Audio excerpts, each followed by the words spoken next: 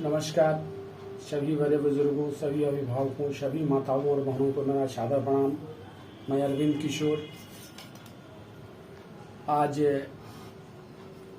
फिर से एक बार बिहार में गिरते हुए शिक्षा व्यवस्था, स्वास्थ्य व्यवस्था, कानून व्यवस्था पर प्रकाश डाल रहा हूँ।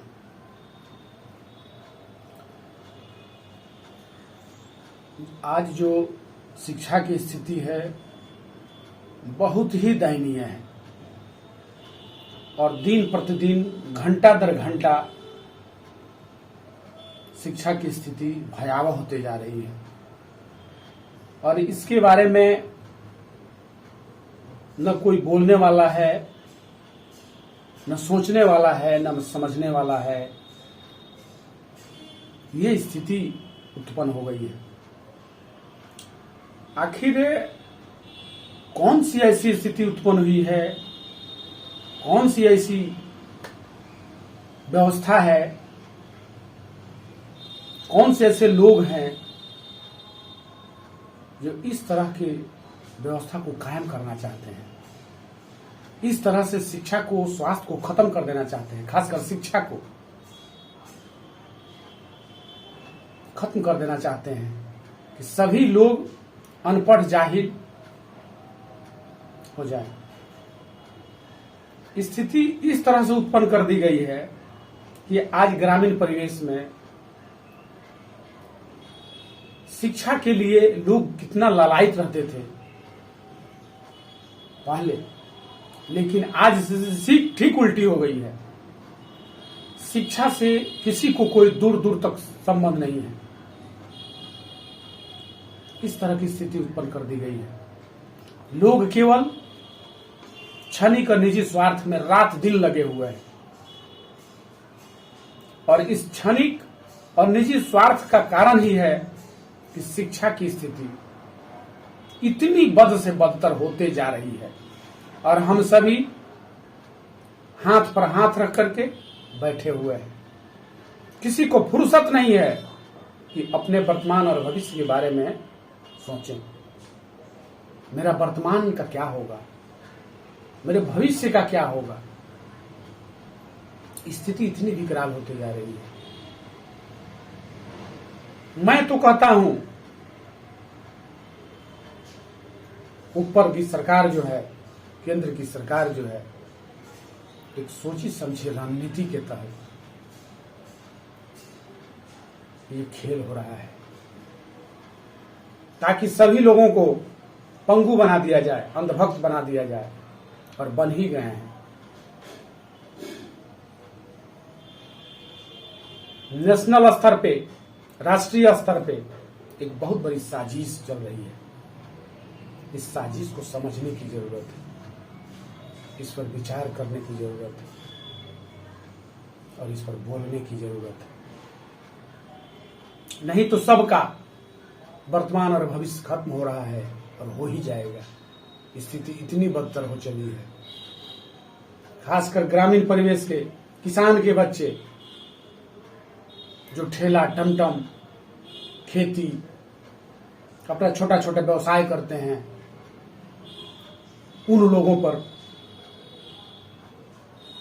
सरकार की व्यवस्था इस तरह हावी है, इस तरह हावी हो चुकी है कि उन लोगों को फुर्सत ही नहीं है कि अपने वर्तमान और भविष्य के बारे में सोचे।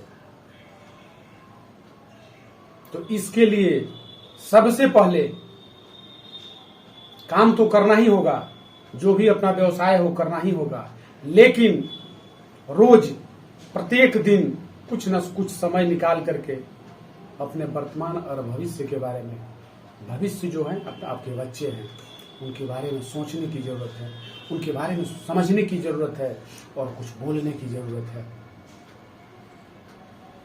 तभी जीवन खुशहाल हो सकता है, तभी शिक्षा बेहतरीन हो सकता है। जिस दिन शिक्षा बेहतर होगा उसी दिन से आपका भविष्य सुंदर होने लगेगा। और ये सरकार की बहुत बड़ी साजिश है ताकि जितने मध्यवर्गीय, निम्न वर्गीय परिवार के लोग हैं वे सभी लोग पंगु हो जाएं, सभी लोग हम पर आश्रित हो जाएं, तभी तो यह हाल हुआ है सरकार का, देश का।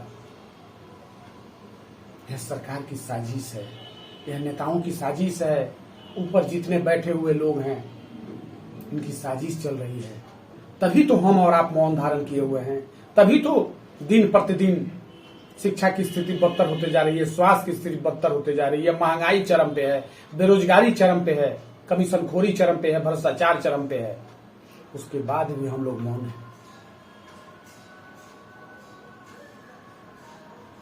उसके बाद भी हम लोग मौन धारण किए हुए हैं, न इस पर बोलने को तैयार हैं, न इस पर सोचने को तैयार हैं, न सुनने को तैयार है। स्थिति इतनी भयावह हो गई है और हम लोग इस षड्यंत्र को देखते हुए इस पर सोच नहीं रहे हैं। ये सरकार जो है षड्यंत्रकारी सरकार है, इस षड्यंत्र रच रही है। इसलिए इस सरकार की जो षड्यंत्र की नीति है उस पर सोचने की जरूरत है, उस पर समझने की जरूरत है। तभी आपका और मेरा, समाज का, इस गरीब गुरबे का, इस किसान का वर्तमान और भविष्य सुधर सकता है।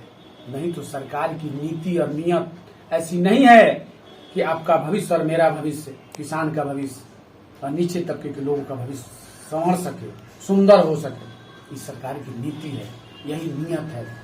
इस पर सोचने की जरूरत है और बोलने की जरूरत है और आगे बढ़ने की जरूरत है। नहीं तो ये लोग मिल करके पूरे देश को खत्म कर देना चाहते हैं ताकि ये लोग हावी हो जाए, और हम लोग उसी राह पे चल रहे हैं। इन लोगों के शिकार हो गए हैं। ये लोग चाहते हैं वही हम लोग कर रहे हैं, केवल सिर्फ केवल निजी और क्षणिक स्वार्थ में। मैं सभी माताओं, बहनों, बड़े बुजुर्गों, अभिभावकों और खासकर युवा वर्ग से हाथ जोड़ करके प्रार्थना करता हूं कि आप सभी अपने भविष्य और वर्तमान को सुंदर बनाना चाहते हैं तो इस षड्यंत्रकारी नीति के खिलाफ बोलने की जरूरत है। क्षणिक और निजी स्वार्थ की त्याग करने की जरूरत है। अपने बल पे कुछ करने की जरूरत है।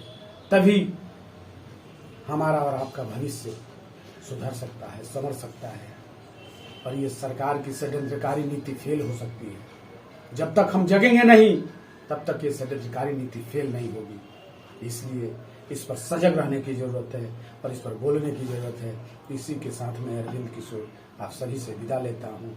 जय हिंद, जय भारत, जय माता दी, हर हर महादेव, जय भोले शंकर, जय समाज, जय युवा, जय बिहार।